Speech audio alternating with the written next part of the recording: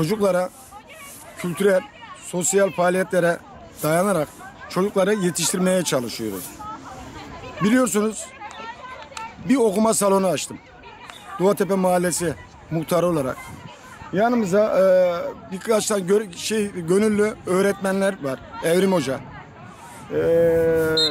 Evrim Hoca'nın yardımcısı Ceyda Hanım. Şimdi o her cuma yaptığımız açık alanda biliyorsunuz pandemi olayı var. Pandemi süreci var. Çocukları açık alana çıkartabilmek için burada görmüş olduğunuz gibi çocukların sosyal ve kültürel faaliyetlerini hizmete sunma amacıyla biz böyle bir çalışma yaptık. Ve aralıksız devam ediyoruz. Pandemi sürecinde bir yıldır hemen hemen bu çocuklar evdeydi. Hiçbir şekilde böyle doğru düzgün bir etkinlik falan yapamadılar. Ben de elimden geldiğince çocukların yanında olmaya çalışıyorum. İlk defa geliyorum ama çok güzel bir ortam.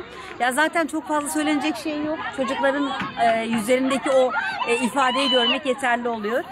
İmkanı olan olmayan her çocuğa sağlandığı için çok ayrı bir güzelliği var zaten.